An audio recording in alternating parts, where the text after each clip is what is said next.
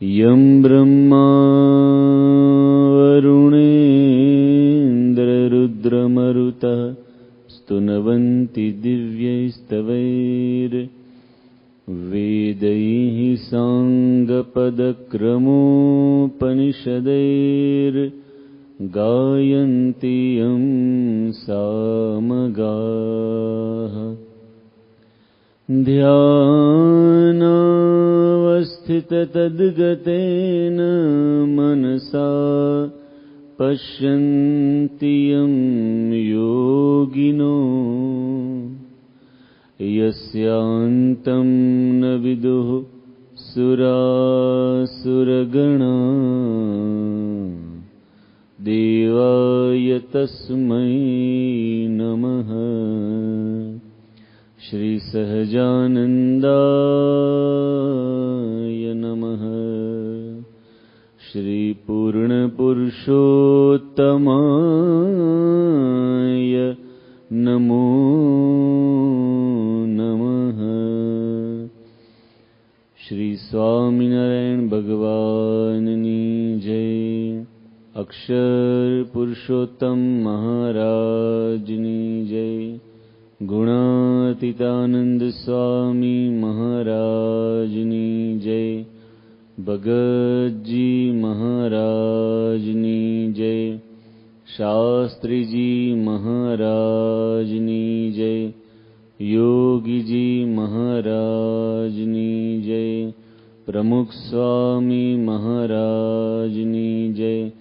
महंत स्वामी महाराजनी जय। प्रमुख स्वामी महाराज शताब्दी महोत्सवनी। સૌપ્રથમ તો સર્વે હરિભક્તોને ભાવપૂર્વક જય સ્વામિનારાયણ। એકવાર પરમ પૂજ્ય પ્રમુખ સ્વામી મહારાજને સંતોએ ગોષ્ઠીમાં પ્રશ્ન પૂછ્યો કે બાપા કયું વચનામૃત આપને સૌથી વધારે પ્રિય છે? ત્યારે પ્રમુખ સ્વામી મહારાજે કહ્યું કે વચનામૃત શાસ્ત્ર એ ભગવાન સ્વામિનારાયણની પરાવાણી છે, એટલે કોઈ પ્રિય કે અપ્રિયમાં હોય નહીં, બધા જ વચનામૃત પ્રિય હોય ને। ત્યારે સંતોએ પૂછ્યું બાપા એ તો વાત બરાબર, પણ એમાં પણ વિશેષ આપને ગમતું હોય, જેમ યોગી બાપા કહેતા યોગી બાપાના અંગના વચનામૃત હતા।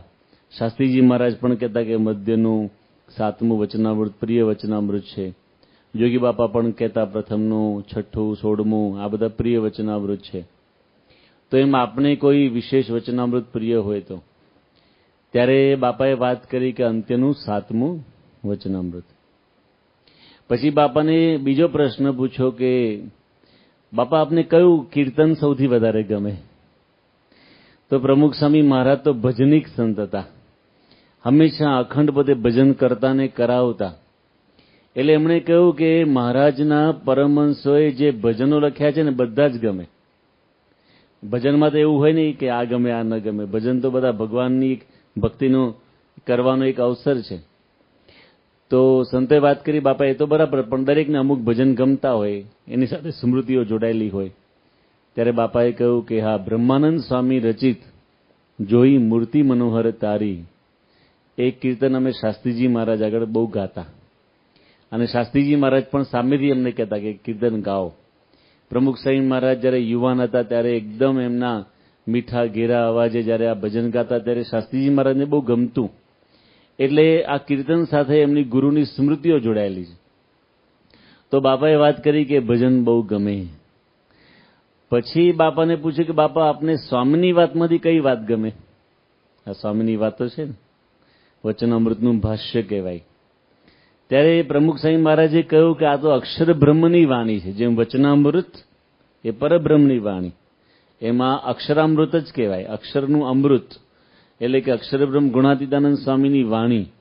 તો બધી જ વાતો સારી છે, પરંતુ જ્યારે સંતોએ બાપાને પૂછ્યું પણ બાપા એમાં કોઈ વિશેષ વાત આપને ગમતી હોય, જેનું નિરૂપણ કરવું આપને ગમતું હોય, તો બાપાએ વાત કરી કે પહેલા પ્રકરણની 148મી વાત। એ પહેલા પ્રકરણની 148મી વાતમાં ગુણાતીતાનંદ સ્વામી લખે છે, સ્વામિનારાયણ હરે સ્વામીએ વાત કરી જે અંતરમાં ટાઢું રહ્યા કરે ને ધગી ન જાય તેના બે ઉપાય છે। એક તો ભગવાનને સર્વ કરતા સમજવા અને ભગવાનનું ભજન કરવું. તેમાં સુખ આવે તો સુખ ભોગવી લેવું ને દુઃખ આવે તો દુઃખ ભોગવી લેવું. તે કયું છે જે દાસના દુશ્મન હરિ કેદી હોય ને, જેમ કરશે તેમ સુખ જ થશે. તો આ પહેલા પ્રકરણની 48મી વાત છે. એ બાપાને બહુ પ્રિય હતી. બાપા ઘણી વાર આ બોલતા પણ ખરા કે દાસના દુશ્મન હરિ કેદી હોય નહીં, જેમ કરશે તેમ સુખ જ થશે. તો આ જે વાત છે એની અંદર ગુણાતીતાનંદ સ્વામી આપણને સુખી રહેવા માટે એક સરસ ઉપાય બતાવ્યો છે. વાતની શરૂઆત થાય છે કે અંતરમાં ટાઢું રહ્યા કરે. ટાઢું એટલે કે શાંતિ, શીતળતા, અખંડ આપણને આનંદ રહ્યા કરે. હવે આમાંથી પ્રશ્ન પૂછવામાં આવે કે કોને અશાંતિ જોઈએ છે? કોઈ હાથ ઊંચો કરે, અશાંતિ જોઈએ છે? ભલે ઘરમાં હોય તો એ અંતરમાં અશાંતિ ઘણાને હોય, પણ જોઈતી તો નથી. શાંતિ બધાને જોઈએ છે. Each and every person in this world wants to have peace of mind. બધાને મનની શાંતિ જોઈએ છે.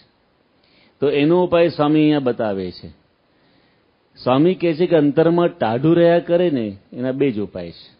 એક તો ભગવાનને સર્વ કરતા સમજવા અને બીજું ભગવાનનું ભજન કરવું. એટલે કે સર્વ કરતા માનીને ભજન કરવું. ભજન તો આપણે બધા કરીએ જ છીએ.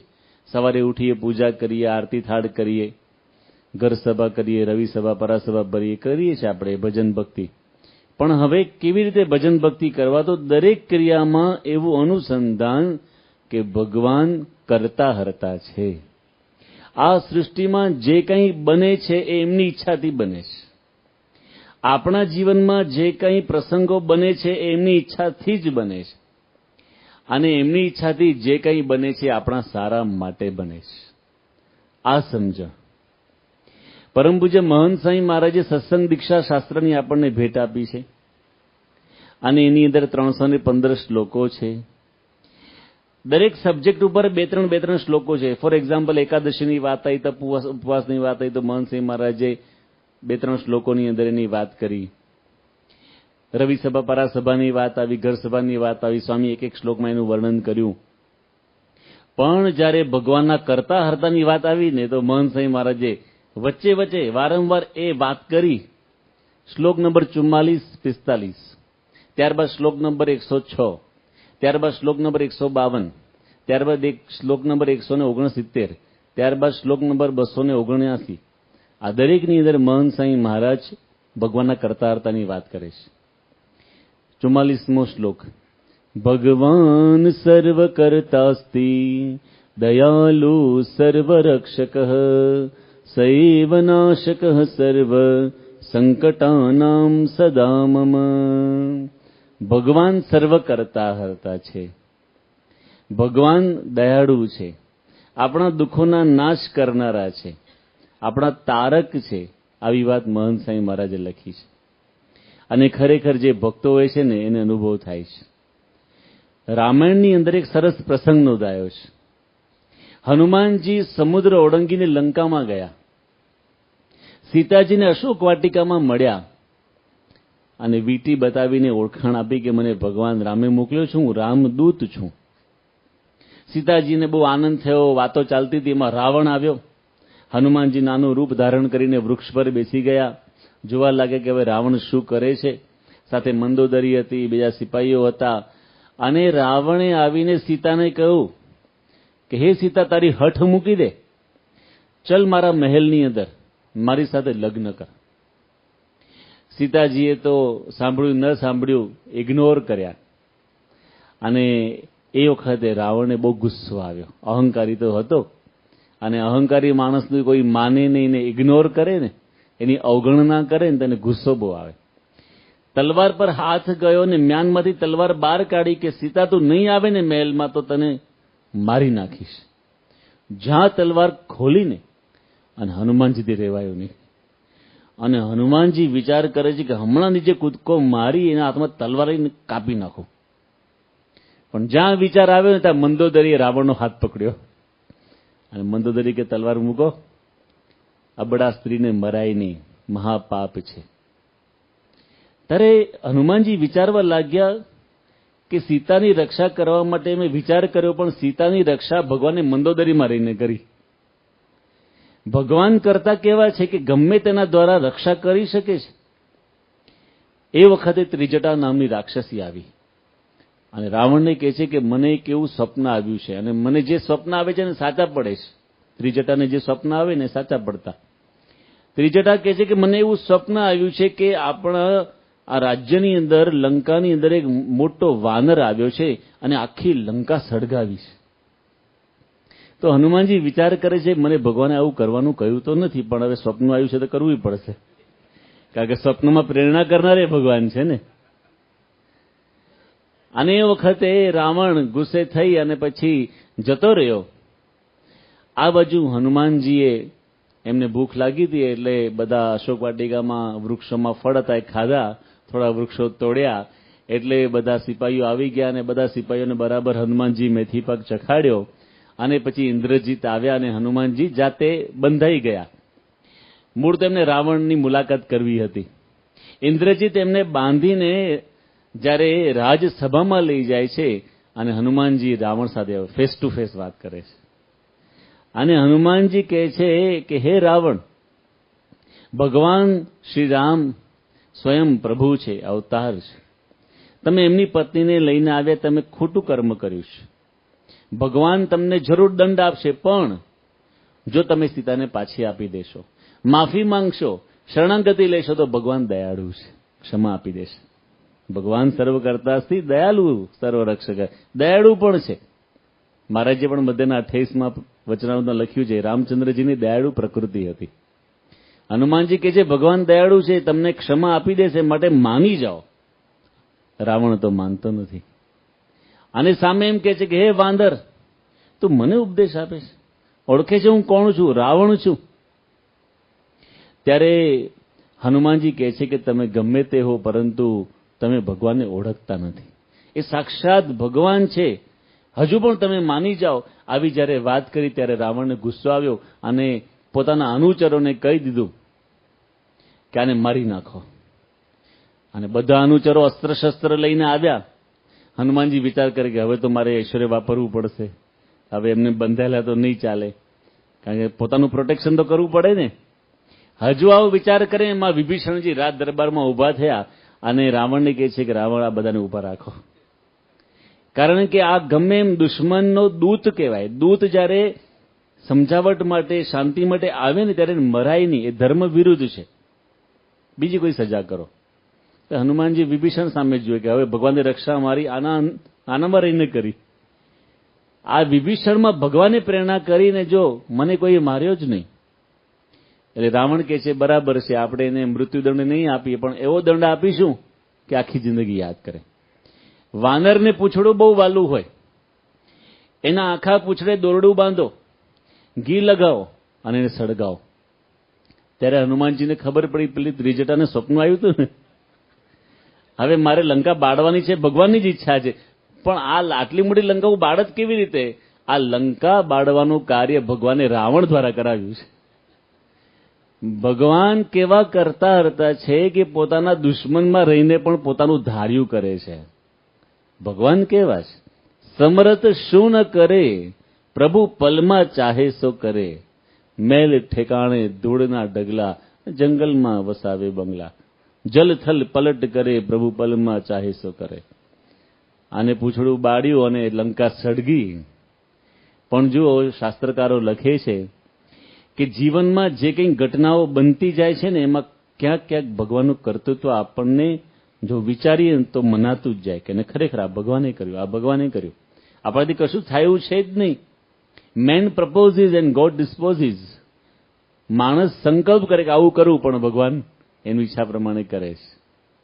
માનવ જાણે મેં કર્યું કરતલ દૂજો કોઈ, આદરે અધવચ રહે હરિ કરે સો હોય. માટે ભગવાનને કરતા હરતા માનવા. એ ભગવાન જે કંઈ કરે છે તે સારા માટે કરે છે. હરિ કરે સોઈ હુવા, હરિ કરે સો હોવે, હરિ કરે સો હોવેગા, કાહે કો શોક કરે. સંત કબીરજીએ લખ્યું, હરિ કરે સોઈ હુવા, જે કંઈ થઈ ગયું એ ભગવાને કર્યું. હરિ કરે સો હોવે, જે થઈ રહ્યું છે ભગવાન કરી રહ્યા છે. હરિ કરે સો હોવેગા, ઇન ધ ફ્યુચર જે કંઈ થશે એ ભગવાનની ઈચ્છાથી થશે. માટે શેના માટે શોક કરવો જોઈએ?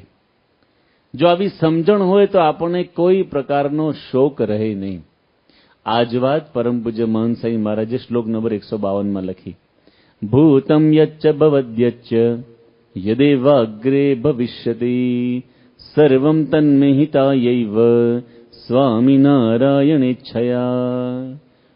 પરમ પૂજ્ય મહંત સ્વામી મહારાજ નૈનપુરમાં વિરાજમાન હતા અને આ શ્લોક સત્સંગ દીક્ષામાં જ્યારે વાંચતા હતા અને સત્સંગ દીક્ષા વાંચ્યા પછી મહંત સ્વામી મહારાજ એકદમ આમ આનંદમાં આવી ગયા. આત્મસ્વરૂપ સ્વામીને બોલાયા અને કહ્યું કે આ શ્લોકમાં અદભુત વાત લખાઈ છે. આમ તો એમણે પોતે જ લખી છે.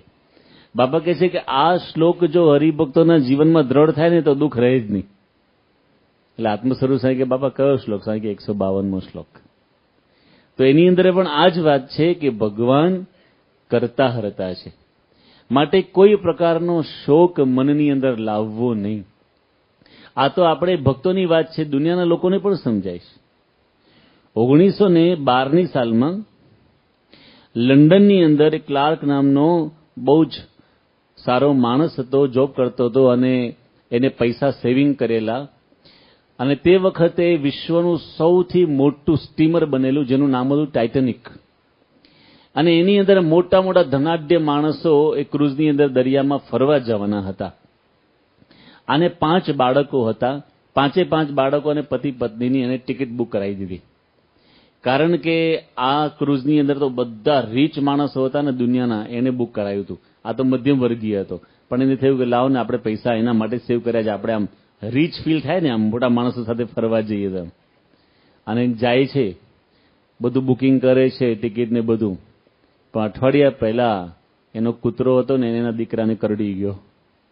એ બીમાર પડી ગયો, હોસ્પિટલાઇઝ કરવો પડ્યો. અને તારીખ નજીક આવવા માંડી, 15મી તારીખ. અને એ વખતે એના પત્ની કહે છે જો બાળકને મૂકીને મારાથી નહીં અવાય, તમે બીજા બાળકોને લઈને જાઓ. પેલો કે પણ એમને અડધું ફેમિલી લઈ જઈ મજા થોડી આવે. એના બાળક પાસે જાય છે, તું અત્યારે માંદો કેમ પડ્યો? સાજો થઈ જાય જલ્દી. બાળક તો શું કે, કૂતરા પાસે જઈને ખખડાવે, તે કેમ તું કેમ મારા દીકરાને કરડ્યો? એટલો બધો ડિસ્ટર્બ થઈ ગયો માણસ. પરંતુ છેલ્લે એને કેન્સલ કરાવી દીધું બધું અને પોતે ન ગયો. 15મી એપ્રિલ 1912ની સાલમાં સમાચાર આવ્યા, આખા વિશ્વમાં હાહાકાર મચી ગયો કે કેનેડાની અંદર ન્યૂ ફાઉન્ડ આઇલેન્ડ આગળ મોટો આઇસબર્ગ હતો, એની સાથે આ ટાઇટેનિક અથડાયું અને રીતસર 2 ટુકડા થઈ ગયા. એ લોકોએ જેને બાંધી હતી ને એ લોકો બહુ જ ગર્વથી કહેતા હતા કે ધીસ ઇઝ અનસિંકેબલ, અનબ્રેકેબલ. આ કોઈ દિવસ તૂટે નહીં, કોઈ દિવસ ડૂબે નહીં ને એવું આ જહાજ છે, એવી સ્ટીમર બનાવી હતી. પણ ભગવાન આગળ ચાલે. તૂટ્યું, મોટાભાગના માણસો તો મૃત્યુ પામ્યા હતા. અને જ્યારે આ સમાચાર ક્લાર્કને મળે ને ત્યારે દોડતો ને દીકરા પાસે ગયો, સારું થયું તું માંદો પડ્યો, આપણે બધા બચી ગયા. કૂતરાને ગળે આમ બરાબર વાજી પડ્યો કે સારું થયું તું મારા દીકરાને કરડ્યો. હવે વિચાર કરો કે માણસના જીવનમાં કાંઈ પણ બને છે ને એની પાછળ કર્તૃત્વ શક્તિ ભગવાનની છે. થોડાક સમય પછી આપણને સમજાય, તરત સમજાતી નથી. એટલા માટે તુલસીદાસજીએ લખ્યું, મેરો ચિંત્યો હોત નહીં, કાહે કરું મેં ચિંત, હરિ કો ચિંત્યો હોત હૈ, તા પર રહું ન ચિંત. આપણે જે ચિંતન કરીએ ને એવું થવાનું નથી. કોનું ધાર્યું થવાનું? ભગવાનનું. મેરો ચિંત્યો હોત નહીં, કાહે કરું મેં ચિંત. શું કામ ચિંતા કરવાની જરૂર? હરિ કો ચિંત્યો હોત હૈ, તા પર રહું ન ચિંત. ભગવાનનું કર્યું થાય છે, એના પર આપણે નિશ્ચિંત રહેવાનું છે. આપ સૌને ખ્યાલ હશે કે 2001ની સાલમાં 9મી સપ્ટેમ્બરના રોજ, 11મી સપ્ટેમ્બર, એટલે કે ત્યાં અમેરિકાની અંદર મહિનો આગળ લખે છે 9/11, સપ્ટેમ્બર 11. તો 11મી સપ્ટેમ્બરના રોજ આતંકવાદીઓ હુમલો કર્યો અને ન્યુયોર્કની અંદર 2 જે ટ્વિન ટાવર હતા, વર્લ્ડ ટ્રેડ સેન્ટર, 100 માળના 2 બિલ્ડિંગ હતા અને બંને ધરાશાયી થઈ ગયા. હવે એની અંદર 2992 માણસો મૃત્યુ પામ્યા અને 25,000 માણસો ઘાયલ થયા. અને આખા અમેરિકાની અંદરની વિશ્વમાં હાહાકાર મચી ગયો, કારણ કે આ પહેલી આવી દુર્ઘટના હતી કે 100 માળના બિલ્ડિંગ સીધા સળગીને ઓગળીને આમ નીચે પડી ગયા. હવે આ જે ઘટના બની 9:15 વાગે બની હતી. ઘણા બધા માણસો મર્યા ને ઘણા ઘાયલ થયા, પણ કેટલાક બચી ગયા. જે બચી ગયા એનું આખું આર્ટિકલ આવેલું, કોણ બચી ગયું અને કેવી રીતે બચી ગયું. હવે સાંભળવા જેવું છે. એક માણસ રોજ બસમાં બેસીને ત્યાં જાય અને ત્યાં એની જોબ હતી, ઓફિસ કોમ્પ્લેક્સ હતું આખું, પણ એ દિવસે એ માણસ બસ ચૂકી ગયા. બીજી બસમાં ગયા એટલે 15 મિનિટ મોડા પડ્યા. 15 મિનિટ મોડા પડ્યા અને દૂરથી જોઈ લીધો કે પડે છે, હવે બચી ગયા. બસ ચૂકી ગયા એમાં સારું થયું. બીજા એક માણસ હતા, એ પોતે ટ્રેનમાં જતા હતા. ટ્રેનમાં બહુ ગીર્દી હતી એટલે એને ફાવ્યું ને, એટલે આગળના સ્ટેશને ઉતરી ગયા અને બીજી ટ્રેનની રાહ જોવા માંડ્યા. થોડી વાર પછી બીજી ટ્રેન આવી, એમાં ગયા, એમાં મોડા પહોંચ્યા. ઘણી વાર બહુ ગીર્દીમાં હલવાઈએ ને એ સારું હોય, તે બચી ગયા. એક માણસ તો પહોંચી ગયો, 50મા માળે એની જોબ હતી અને 4 જણા એક સાથે જોબ કરતા હતા એક જ ત્યાં ઓફિસ કોમ્પ્લેક્સની અંદર. અને એમાં નિયમ એવો હતો કે સવારના પોરની અંદર જોબ ચાલુ કરે એના પહેલા એ લોકો કોફી અને બ્રેડ જમે. તો ત્યાં સ્ટોર હોય, ડંકિન ડોનટ્સના સ્ટોર હોય, તો એમાંથી ડોનટ લાવવાના, એટલે બ્રેડ એક પ્રકારની, અને કોફી લઈ આવવાની. એમાં રોજ એક એકનો વારો હોય. આજે એક જણ જાય, કાલે બીજો જાય, પછી ત્રીજો જાય. એટલે આને કીધું કે જા તું ડોનટ અને કોફી લઈ આય ને. પેલા કીધું હું નહીં જાઉં, કારણ કે ગઈકાલે હું ગયો તો આજે બીજાનો વારો છે, રોજ રોજ મારે જ જવાનું. અરે આપણે મિત્રો છીએ, તું જા ને. તો કે ના, હું નહીં જ જાઉં. એટલે પેલા 3 કે જો અમે થાકેલા છીએ તો આજે જઈએ, કાલે અમે જઈશું બસ. તો પેલો નિર્માની થઈને, સેવાભાવી થઈને ઉતરી ગયો. લિફ્ટમાં ઉતરી અને 2 ગલી દૂર ડંકિન ડોનટમાં પેલો લેતો હતો અને આ બાજુ પ્લેન અથડાયા. સેવા કરી લેવી હું કોકની, નિર્માની થઈ જવું. એ માણસ બચી ગયો, પહોંચી ગયો તો ત્યાં, પણ લેવા નીચે ઉતર્યો ને 2 ગલી દૂર પહોંચ્યો ને એમાં બચી ગયો. એક મહિલા ત્યાં જોબ કરતા હતા અને સવારના પોરમાં એના બાળકોને તૈયાર કરી સ્કૂલે મોકલવાના હોય, પોતે જોબ પર જવાનું હોય, તો બધા નાસ્તો કરતા હતા. એમાં નાનું બાળક હતું, 5-6 વર્ષનું, ધમાલ બહુ કરતું હતું. અને એ બાળકથી કોફીનો કપ ઢોળાઈ ગયો અને આખી કોફી એની જે માતા હતી, આ મહિલા, એના કપડા પર પડી. એટલે હવે કપડા એવા તો પહેરીને જવાય નહીં જોબ ઉપર, એટલે ડ્રેસ ચેન્જ કરીને જવું પડે. એ ડ્રેસ ચેન્જ કરવાની અંદર 10-15 મિનિટ થઈ ગઈ. એમાં એ મોડા પડ્યા અને બચી ગયા. એ કોફી ઢોળાઈ એમાંય ભગવાને સારું કર્યું. એક ભાઈ પોતે નીકળતા હતા એ જોબ પર જવા માટે, એના પિતાએ રોક્યો, બેટા ઊભો રહે. કે શું છે બાપુજી? કે હું બહુ બીમાર છું, મારી દવા ખૂટી ગઈ છે, મેડિકલ સ્ટોરમાંથી મને દવા લઈને આપી દે, કારણ કે તું રાત્રે પછી મોડો આવે તો. તે કંઈ વાંધો નહીં. અને મેડિકલ સ્ટોરે દવા લેવા ગયો. દવા લઈને એના પિતાને આપી, એમાં 10-15 મિનિટ મોડું થઈ ગયું. એટલે મા બાપની સેવા કરી એમાં બચી જઈએ. પણ જો ભગવાન કરતા, એના પપ્પા બીમાર પડ્યા, દવા ખૂટી અને પેલો લેવા ગયો, એમાં બચી ગયો. એક માણસે નવા શૂઝ લીધા હતા અને એનાથી આજે વર્લ્ડ ટ્રેડ સેન્ટરના જે 2 બિલ્ડિંગ હતા ને, એ તો વોકિંગ ડિસ્ટન્સ, એટલે કે 10 મિનિટમાં ચાલીને પોતે જઈ શકે. એને કોઈ બસમાં, ટ્રેનમાં કે ગાડીમાં જવાની જરૂર નહોતી. એટલે ઘરેથી નીકળી ગયો, અડધે પહોંચી ગયો, પણ નવા શૂઝ હતા એટલે પગમાં બહુ કઠતા હતા અને આમ છોલાતું હતું, એટલે મજા ના આવી. એટલે પાછો ઘરે આવ્યો, નવા શૂઝ મૂક્યા, જૂના શૂઝ પહેર્યા અને અડધે પહોંચ્યો ત્યાં 2 બિલ્ડિંગ પડી ગયા. ચપ્પલ કઠે ને એમાંય ભગવાન સારું કરે, એમાં એ બચી ગયો માણસ. આવા તો 15થી 20 માણસો બચી ગયા, જેના આવા અલગ અલગ સામાન્ય કારણો હતા. એક ભાઈ હતા, પોતે ટ્રાફિકમાં હલવાઈ ગયા, સિગ્નલ લાઇટ આવી, બીજી સિગ્નલ લાઇટ આવી, એમાં હલવાઈ ગયા અને એ મોડા પહોંચ્યા, એ બચી ગયા. તો ઘણી વાર આપણે સિગ્નલ લાઇટમાં કે ટ્રાફિકમાં હલવાઈ જઈએ તો એ બચી જઈએ. તો ભગવાન છે ને કરતા હરતા છે. જીવનમાં જે કંઈ બને છે ને એની પાછળ ભગવાનનું કર્તૃત્વ છે અને આપણા સારા માટે જ બને છે. અને આ સમજણ સત્પુરુષોના જીવનની અંદર અતિ દ્રઢ છે. પ્રમુખ સ્વામી મહારાજ 1980ની સાલમાં બોસ્ટનમાં વિરાજમાન હતા અને એ વખતે લોસ એન્જલસના હરિભક્તોનો ફોન આવ્યો કે બાપા, અહીંયા એક બહુ સરસ જમીન આવી છે વેચવા માટે બહુ બેસ્ટ લોકેશન છે, એકદમ ચીપ એની પ્રાઇસ છે. અને સ્વામી આપણે આ જો લઈએ ને તો બધા હરિભક્તોને મંદિરમાં આવું અનુકૂળ પડે એવી જગ્યા છે. પ્રમુખ સ્વામી મહારાજે કહ્યું કે કાંઈ વાંધો નહીં, આપણે લઈએ અને ટ્રસ્ટીઓને બધાને પૂછીને નિર્ણય લઈએ. પ્રમુખ Swami Maharaj was an ideal leader. હંમેશા જે આદર્શ નેતા હોય ને એ સીધો નિર્ણય ના આપી દે. સ્વામી હંમેશા કહેતા કે 5ને પૂછીને કામ કરવું.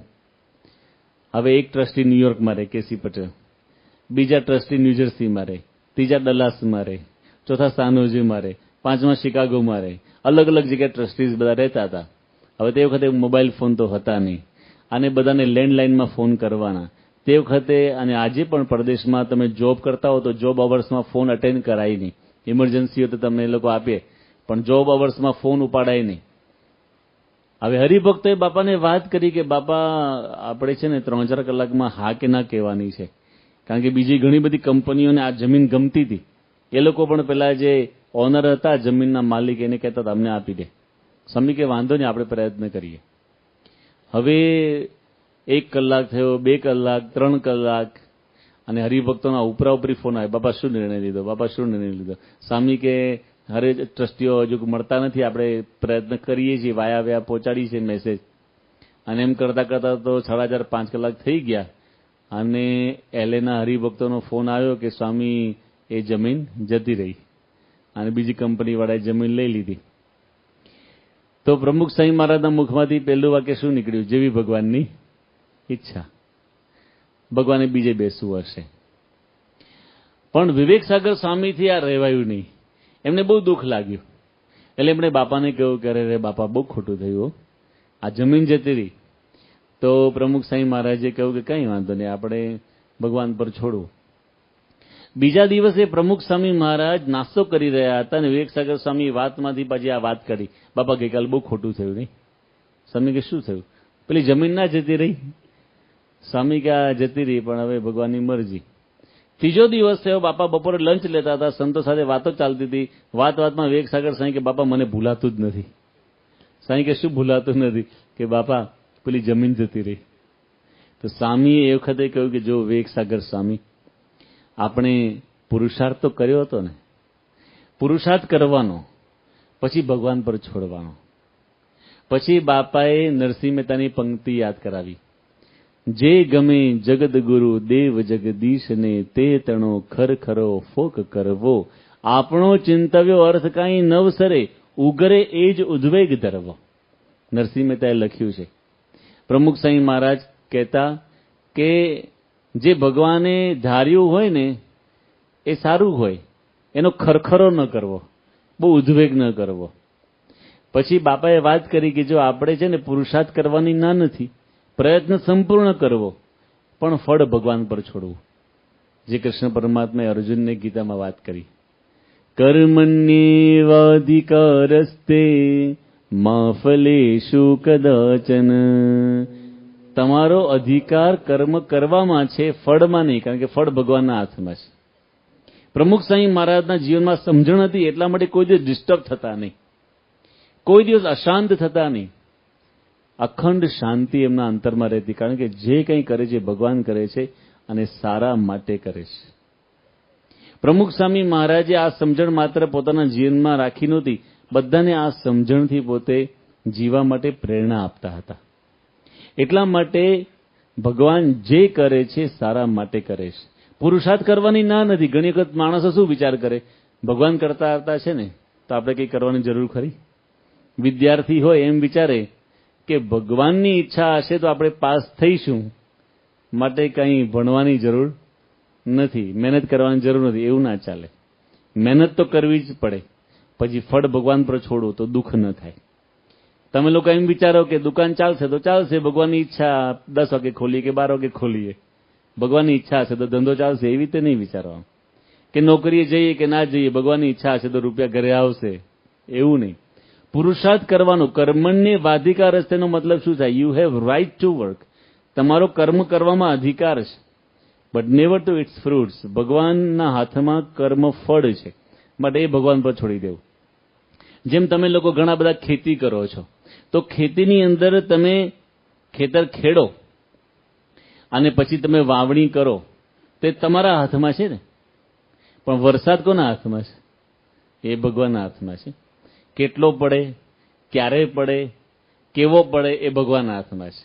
હવે દાખલા તરીકે વરસાદ સારો પડી ગયો, ભગવાનનું કર્તવ્ય તો થયું, પણ વરસાદ પડે એટલે તમારા ખેતરની અંદર બિનજરૂરી ઘાસ પણ ઉગે ને, તો નિંદામણ કોણે કરવાનું? એ ભગવાન પર નહીં છોડવાનું કે ભગવાને વરસાદ વરસાયો હોય આ નિંદામણ એ જ કરશે. ના, નિંદામણ કરવાનું કર્તવ્ય તમારું. નિંદામણ તમે કરો, પણ એ મોલ કેવો પાકશે એ કોના હાથમાં? એ ભગવાનના હાથમાં. પછી સારો મોલ પાકી ગયો, પછી લણવાનું કોના હાથમાં? એ આપણા હાથમાં. પણ બજારમાં ભાવ કેવા આવે કોના હાથમાં? એ ભગવાનના હાથમાં. તમે દાણા ઘરે લઈને આવો એ તમારા હાથમાં, પણ ઘરે રસોઈ બને ન બને ભગવાનના હાથમાં.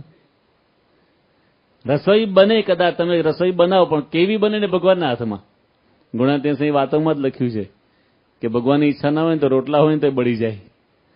ઘણી વાર રસોઈ સારામાં સારી બનીએ પણ પછી મીઠું વધારે પડી જાય, કાં તો ખાંડ વધારે પડી જાય. કેવી રસોઈ બને ભગવાનના હાથમાં છે. ખાવું એ આપણા હાથમાં છે, પચાવવું કોના હાથમાં છે? જો બધું આપણા હાથમાં છે જ નહીં, અમુક આપણે કરીએ, અમુક તો ભગવાનને ઉપર જ છોડવું પડતું હોય છે. માટે પ્રમુખ સાંઈ મહારાજ કહેતા કે ભગવાન કરતા હતા. એક કાવ્ય આવે છે ને કે બીજ થોડા દઉં છું વેરી, જ્યાં ચરણ ખોડું છું હું. બીજ થોડા દઉં છું વેરી, જ્યાં ચરણ ખોડું છું હું. મોલ પાકશે કે નહીં પ્રભુ તારી પર છોડું છું. મોલ તો ભગવાનના હાથની અંદર છે. માટે પ્રમુખ સ્વામી મહારાજ કહેતા કે દરેક કાર્યમાં ભગવાનને કરતા હરતા માનવા, તો અંતરમાં આપણને શાંતિ રહે, આપણને ટાઢું રહે. આ ભગવાને જે સૃષ્ટિમાં સર્જના કરી છે, એ તમારી ખેતી હોય કે વૃક્ષો હોય, એ પણ બધી સૃષ્ટિ ભગવાનની કેવી રચના છે, એ પણ ભગવાનનું કર્તૃત્વ છે. પરમ પૂજ્ય મહંત સાંઈ મહારાજે 279માં શ્લોકમાં આ વાત લખી, નૈવ મન્યેત કર્તૃત્વમ કાલ કર્માદિકસ્યતુ મન્યેત સર્વ કર્તારમ અક્ષર પુરુષોત્તમમ. કોઈ બીજા કરનાર છે જ નહીં. અક્ષર પુરુષોત્તમ મહારાજ એટલે કે ભગવાન સ્વામિનારાયણ એ જ કરનારા છે. માટે દ્રઢ માન્યતા રાખવી. એક સરસ કાવ્યમય વાર્તા છે. આમ તો વાર્તા બહુ પ્રસિદ્ધ છે, પણ કાવ્યમય વાર્તા. એક હતો મુસાફર, મુસાફરી કરતા થાક્યો. એક હતો મુસાફર, મુસાફરી કરતા થાક્યો, ઘેઘુર વડની છાયા નીચે એણે ધામો નાખ્યો. ટીમણ કરી લંબાવ્યું તેણે વડની ગોદમાંહી. ટીમણ એટલે શું? નાસ્તો. ટીમણ કરી લંબાવ્યું તેણે વડની ગોદમાંહી. વડના ટેટા જોઈ વિચાર્યું પ્રભુમાં શાન નથી કાંઈ. મોટા તરબૂચ નાના વેલા પર અને નાના ટેટા મોટા વડ ઉપર. તમે જોજો, તરબૂચ ના વેલા સામાન્ય, પણ ફળ કેટલું મોટું. મોટા તરબૂચ નાના વેલા પર અને નાના ટેટા મોટા વડ ઉપર. અવડું કર્યું છે કેવું હરિએ, સમતા નથી આ ભૂ પર. આ ભૂમિ પર કોઈ સમતા જેવું છે જ નહીં, બધું ઇનબેલેન્સ છે. બરાબર આમ એની અંદર એકાત્મતા નથી. અવડું કર્યું છે કેવું હરિએ, સમતા નથી આ ભૂ પર. મૂર્ખ માણસે જ્યાં તો મનમાં એવો ઘાટ ઘડ્યો. મૂર્ખ માણસે જ્યાં તો મનમાં એવો ઘાટ ઘડ્યો, ત્યાં જ પાકેલ ટેટો તેના મસ્તક પર પડ્યો. તરત ઉઠી વિચાર્યું તેણે મૂકીને માથે હાથ. તરત ઉઠી વિચાર્યું તેણે મૂકીને માથે હાથ. ટેટાની જગ્યાએ જો તરબૂચ હોત તો મારી શું હાલત થાત? તરત વિચાર આવ્યો, ઈશ્વરે રચેલું સઘળું બરાબર છે અહીં. ઈશ્વરે રચેલું સઘળું બરાબર છે અહીં, નહીં તો મારે જવું પડત નક્કી દવાખાનામાં. બુદ્ધિ દાતા પ્રભુને જ્યારે બુદ્ધિહીન કોઈ જાણે. ભગવાન આપણને બુદ્ધિ આપનારા છે, આપણને ક્યાં બુદ્ધિ આપવાની છે? બુદ્ધિદાતા પ્રભુને જ્યારે બુદ્ધિહીન કોઈ જાણે, તરત તેની શાન ઠેકાણે બુદ્ધિદાતા તો આણે. કરતા હરતા ભરતા ધરતા સરખા કરતા સર્વને. ભગવાન કેવા છે? કરતા હરતા ભરતા ધરતા સરખા કરતા સર્વને. એ ભક્ત આનંદ પામે જે જાણે આ મર્મને. જે ભક્તના જીવનમાં આ મર્મની વાત સમજાય કે ભગવાન કરતા હરતા છે, એને આનંદ રહે, બીજાને ઉદ્વેગ રહે. અને એટલા માટે આપણા જીવનમાં જે કંઈ બને ને એની પાછળ ભગવાનનું કર્તૃત્વ સમજવું તો શાંતિ રહે. અમેરિકાની અંદર ન્યુયોર્કમાં એક હરિભક્તને મોટેલ લેવી હતી. અહીંયા હોટેલ કહે છે, ત્યાં મોટેલ કહે છે. હવે એ મોટેલ લેવા માટે એણે ઘણા પ્રયાસો કર્યા. જે માલિક હતો એને મળ્યા, બધા ડોક્યુમેન્ટ્સ તૈયાર કર્યા અને ડાઉન પેમેન્ટ મૂકવા માટે બધી રકમ તૈયાર કરી. પછી ફાઇલ લઈને સંતો પાસે આવ્યા અને સંતોને વાત કરી કે સ્વામી, ભગવાનના ચરણમાં મારી ફાઇલનો સ્પર્શ કરાવો અને ધૂન કરો કે મને આ મોટેલ મળી જાય. મોટેલ મળશે તો ખૂબ કમાણી થશે, અને કમાણી થાય એવી જ હતી, લોકેશન સારું હતું. એટલે સંતોએ ધૂન કરી. પછી એણે પણ કહ્યું કે તમે પણ ધૂન કરજો, અમે પણ પૂજામાં માળા કરશું, તમને મોટેલ મળી જાય. અઠવાડિયા પછી પેલા હરિભક્તો ઉદાસ ચહેરે મંદિરમાં આવ્યા અને સંતોને કહ્યું કે સ્વામી, પેલી મોટેલ મને મળી નહીં. સંતો કે કેમ, શું થયું? કે બીજા માણસ હતા ને, વધારે પૈસા આપીને મોટેલ ખરીદી ગયા. સંતો કે જેવી ભગવાનની ઈચ્છા. એટલે કે શું ભગવાનની ઈચ્છા? તમે ધંધો કરો નહીં, તમે આવું જ બોલો ને. તમારે નોકરી ધંધા કરવા નહીં, પૈસા કમાવા નહીં, અને તમે તો ભગવાનની ઈચ્છા બોલો. બહુ ઇઝી છે. સ્વામી, આ મોટેલ મને મળી હોત ને તો એટલા બધા પૈસા હું કમાવત તો હું ધર્મ તો વધારે ના આપત, હું સેવા કરત કે નહીં. આમાં શું ભગવાને સારું કર્યું? સંતો કે જો આમાં આપણને કંઈ સમજાતું નથી, પણ શ્રીજી મહારાજે વચનાત્મા લખ્યું છે, ગુણાતીત વાતોમાં લખ્યું છે, મહંત સાંઈ મહારાજે સત્સંગ દીક્ષામાં લખ્યું છે કે ભગવાન કુરુતે યદ્ધિ હિતાર્થમ મેવ તત્ સદા પ્રારબ્ધમ મે તદિચ્છૈવ સૈવ તારકો મમ. શ્લોક નંબર 45. તો મહંત સાંઈ મહારાજ લખે છે કે ભગવાન જે કરે સારા માટે કરે છે. આપણું પ્રારબ્ધ એ ભગવાનની ઈચ્છા, એમની ઈચ્છા એ જ આપણું પ્રારબ્ધ છે. તો પેલા હરિભક્ત કે સ્વામી, આ બધી વાતો છે ને બોલવામાં સાંભળવામાં મજા આવે, પણ પગ નીચે રેલો આવે ને ત્યારે ખબર પડે કે આ કેમ આવું થયું. સંતો કે હવે ભગવાનની ઈચ્છામાં આપણે રાજી રહેવું. એટલે પેલા હરિભક્ત તો પછી ત્યાંથી ગયા અને 6 મહિના પછી સંતો ત્યાં ગયા તો પેલા હરિભક્ત આવ્યા ને એકદમ ખુશ હતા. સંતોને કે સ્વામી, સારું થયું પેલી મોટેલ મેં ના ખરીદી, મને ના મળી, સારું થયું. કે કેમ?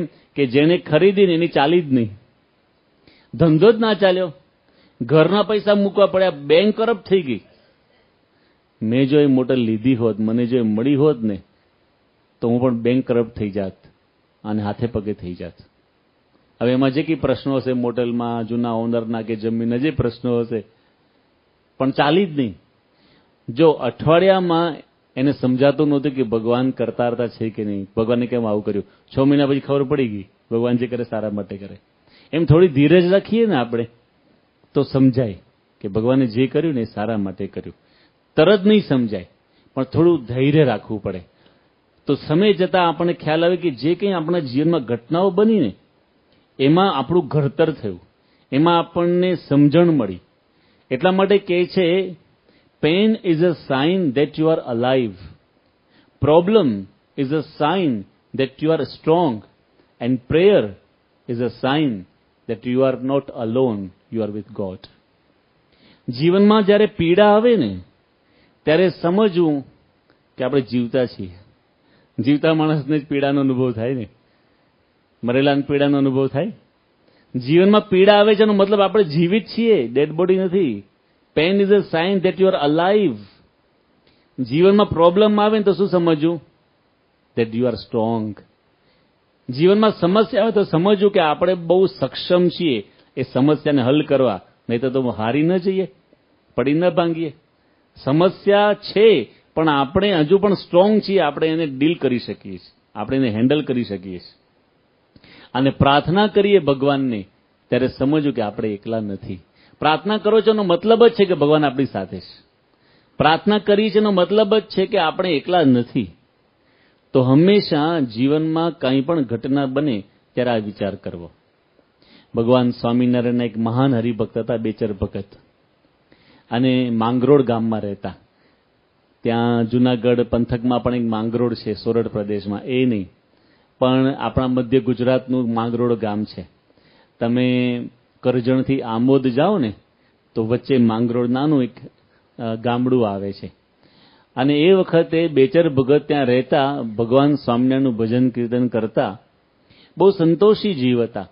એકવાર ખેતરમાં બહુ સરસ મોલ પાક્યો, ખૂબ સારી કમાણી થઈ અને એટલા બધા રાજી થઈ ગયા કે મહારાજની ખૂબ કૃપા. આપણે તો સામાન્ય પુરુષાર્થ કર્યો કે છે ને, માણસ જાણે મેં કર્યું કરતલ દૂજો કોઈ, આદરે આધુબચ રહે હરી કરે સો હોય. અને ભગવાન જે છે એ સર્વ કરતા હરતા છે. હું કરું એ જ અજ્ઞાનતા, શકટનો ભાર જેમ શ્વાન તાણે. આપણે કંઈ કરતા નથી, તો ભગવાનની કૃપાથી બધો મોલ સારો પાકે છે. એટલે બહુ આનંદમાં આવ્યા અને બધું સારી રીતે કમાણી થઈ, ઘરમાં પૈસા રાખ્યા. બીજું વર્ષ આવ્યું ને, તેણે વિચાર કર્યો કે આ વખતે મારે ખેતી કરવાની જરૂર જ નથી, કારણ કે ઇનફ પૈસા છે. કહે છે ને કે સંતોષ એવ પુરુષસ્ય પરમમ નિધાનમ.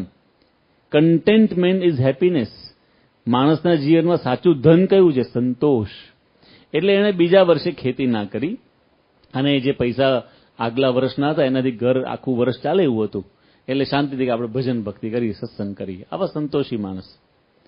પણ એ વખતે ગાયકવાડનું રાજ્ય, એમાં વિઠ્ઠલરાવ દિવાન ભગવાન સ્વામિનારાયણનો દ્વેષી હતો અને એ તો પોતાના સિપાહીઓને ખંડણી ઉઘરાવવા માટે મોકલતો, ટેક્સ માટે.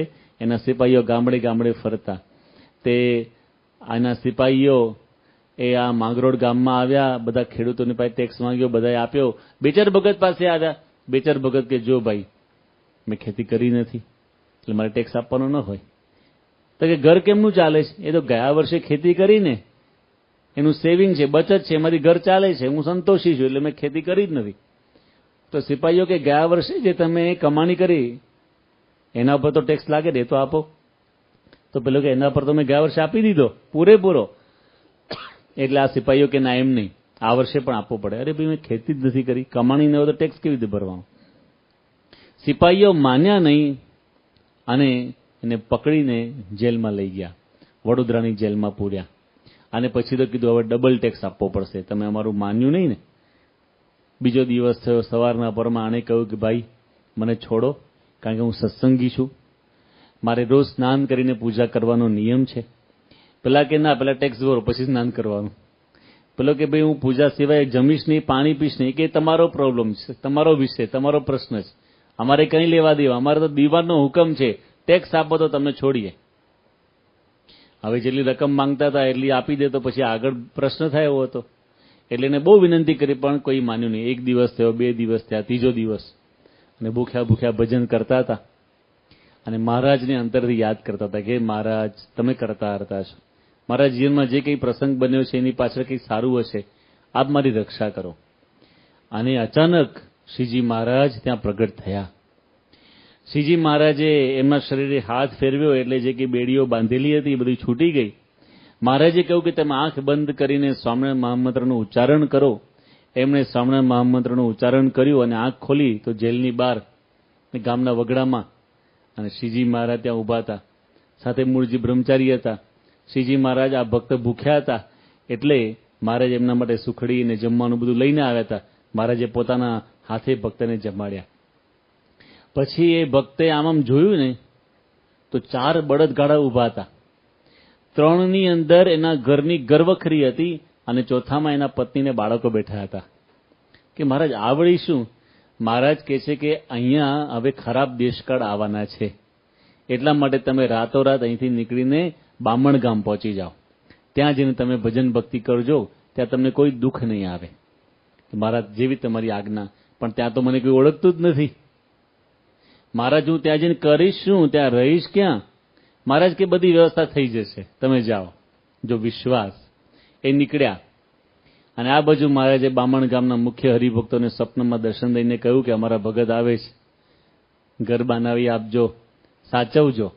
અને હરિભક્તો પણ એવા હતા, આપણો સત્સંગ છે ને એક પરિવારની ભાવના, સંપ હૃદયભાવ એકતાની ભાવના. અને એ બધા હરિભક્તો સવારના પરમાં ઉઠ્યા, રાહ જોતા હતા. બેચર ભગતનું ગાડું આવ્યું, બધાએ સ્વાગત કર્યું, ઘર બાંધી આપ્યું, ત્યાં રહ્યા. આખી જિંદગી ભગવાનનું ભજન કર્યું. જો ભક્તના જીવનમાં દુઃખ આવે ને તો પણ ભગવાન રક્ષાના કરનારા બેઠા છે. અને આ દુઃખ આવ્યું એમાંથી પણ સુખ થયું ને, કારણ કે પછી અહીંયા દેશકાળ બધા બહુ બગડ્યા અને ત્યાં ચરોતરની અંદર સુખેથી પોતે ભજન કરતા હતા. તો ભગવાન આપણા જીવનમાં જ્યારે દુઃખ આપે, જ્યારે કોઈક સમસ્યા ઊભી કરે, ત્યારે સમજવું કે આનું પરિણામ કંઈક સારું હશે. એટલા માટે અત્યારે આ ઘડતર મારું થઈ રહ્યું છે. પરમ પૂજ્ય મહંત સાંઈ મહારાજ 2011ની સાલમાં જ્યારે અમેરિકાની અંદર પેન્સિલ્વેનિયા સ્ટેટમાં પોકોનોની અંદર વિરાજમાન હતા, એ વખતે કાર્યકરો સાથે ગોષ્ઠી ચાલતી હતી. અને એક કાર્યકરે પ્રશ્ન પૂછ્યો મનોજભાઈએ કે સ્વામી, અમે બહુ પાકા ભક્ત થઈને તો ભગવાન કસોટી બહુ કરે. આપણે કહીએ ને કે લોઢાની પરીક્ષા થાય.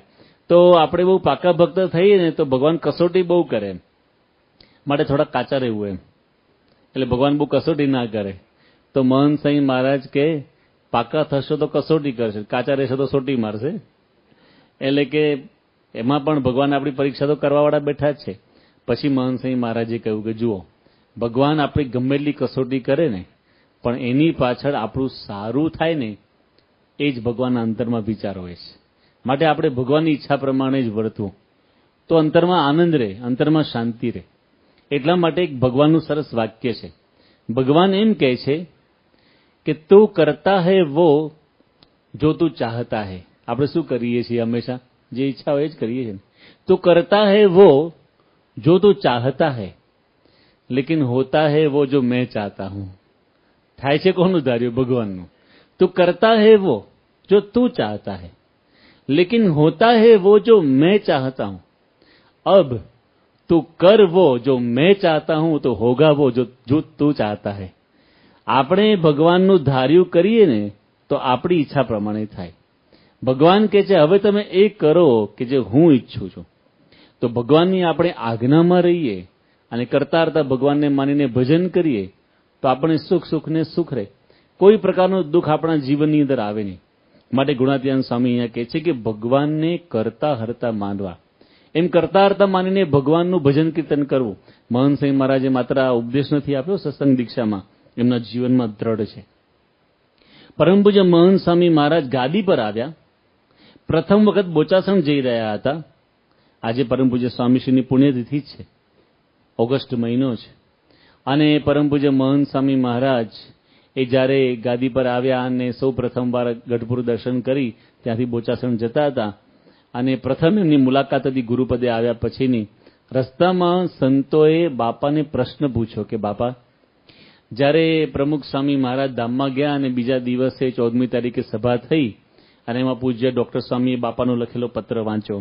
પછી પૂજ્ય ઈશ્વરચરણ સ્વામી, ત્યાગોલો સ્વામી, વિવેક સાગર સ્વામી, ઘનશ્યામચરણ સ્વામી, બધા ગુરુ સંતોએ આપના મહિમાની વાત કરી કે હવે તમે પ્રમુખ સ્વામી મહારાજના સ્થાને છો, તમે લાખો અનુયાયીના ગુરુ છો.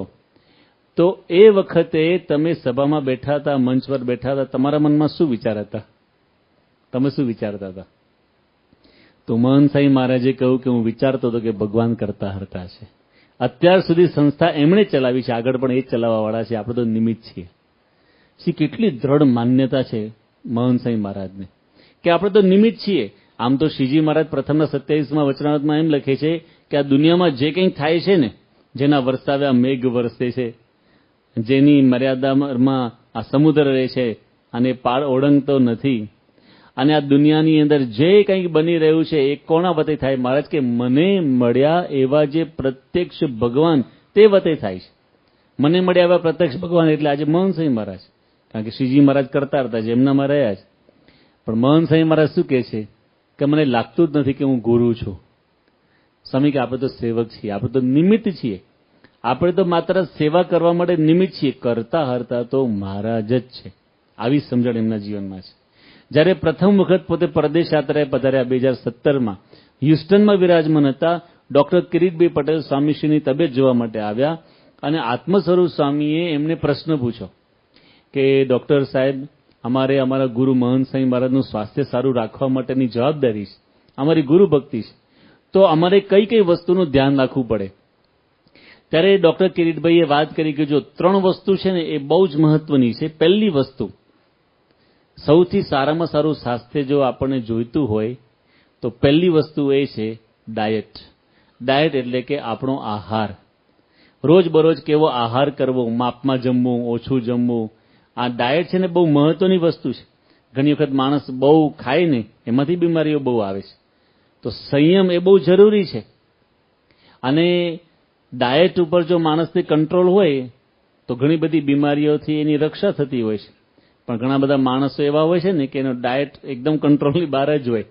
એક ભાઈને એવો હાર્ટનો પ્રશ્ન થયો ને ડૉક્ટર પાસે ગયા, ડૉક્ટરને કહ્યું કે ડૉક્ટર સાહેબ મારે શું ધ્યાન રાખવું? ડૉક્ટર કહેવાય તમારે છે ને હું કહું એટલું જમવાનું. કે શું? કે 2 ફુલકા રોટલી, થોડું દૂધીનું શાક, થોડા દાળ ભાત જમવા. પેલો કે આ જમ્યા પહેલા આટલું લેવાનું કે જમ્યા પછી? એ કે જમ્યા પહેલા પછીનું નથી, આટલું જ ખાવાનું તમારે. પણ ઘણાને રહેવાય જ નહીં, ખાધા વગર રહેવાય નહીં. પણ diet is very important to be healthy. એટલે ડોક્ટરે આ વાત કરી. પછી તરત એમણે વાત કરી કે Mahant Swami Maharaj is very perfect in his diet. Mahant Swami મહારાજ વર્ષોથી એકદમ ઓછું જમે છે અને અત્યંત સાદું, નહીં એમાં મીઠું મરચું કશું નહીં, એકદમ સાદું જમે છે. પછી બીજી વાત કરી કે સ્વાસ્થ્ય સારું રહે એનું બીજું કારણ છે એક્સરસાઇઝ, વોકિંગ. થોડી કસરત કરવી જોઈએ, વોકિંગ કરવું જોઈએ. એમાં પણ 40 વર્ષ થાય ને પછી તો દરેકે 40 મિનિટ વોક કરવું જ જોઈએ. એવી કહેવત છે કે 40 પછી 40 મિનિટ, 40 નહીં તો ક્યાંય 40 નહીં. એવી કહેવત છે 40 પછી 40 મિનિટ, 40 મિનિટ ક્યાંય 40. રોજ ટાઈમ કાઢો વોકિંગ કરવા. ઘણા ઘરમાં ટ્રેડમિલ મશીન લઈ આવે વોકિંગ કરવા માટે. વોકિંગ કરે 1-2 દિવસ, પછી કંટાળે, પછી નહીં કરવી, પછી એમાં ટોવાલ ટીંકાતા હોય. તો વોકિંગ માટે ટાઈમ કાઢવો જોઈએ, એક્સરસાઇઝ કરવી જોઈએ. એમણે વાત કરી કે exercise is very important. Mahant Swami Maharaj is very regular in exercising and walking. Mahant Swami મહારાજ કેટલા નિયમિત છે, આટલી વ્યસ્તતા વચ્ચે પણ સમય કાઢી લે આપણા માટે, કારણ કે એમનું સ્વાસ્થ્ય સારું રહે તો આપણને એમનું વધારે દર્શનનું સુખ આવે. તો નિયમિત સ્વામી વોકિંગ કરે, યોગા પ્રાણાયામ કરે. પછી ત્રીજી વાત ડોક્ટરે કરી કે ત્રીજી વસ્તુ છે ને એ છે ટેન્શન, સ્ટ્રેસ. અમુક ઉંમર થાય ને એટલે ટેન્શન ઓછું રાખવાનું. અમુક ઉંમર થાય ને એટલે બાળકોને બધું સોંપી દેવાનું, ભજન કરવાનું, માથે બહુ ટેન્શન લઈને ફરવાનું નહીં, તો સ્વાસ્થ્ય સારું રહે. ઘણાને તો આમ જીવે ને ત્યાં છેક છેલ્લી ઘડી સુધી ચિંતા જ હોય, શું થશે ભવિષ્યમાં, શું થશે, બાળકોનું શું થશે, ઘરનું શું થશે, મારા વગર ચાલશે કે નહીં. એટલે બહુ સારું ચાલશે, તમારા વગર તો વધારે સારું ચાલશે, કંઈ ચિંતા કરવાની જરૂર નથી. પણ માણસ માત્રને ચિંતા હોય. તો ડોક્ટરે વાત કરી કે બહુ સ્ટ્રેસ લેવો નહીં, ચિંતા માથે લેવી નહીં.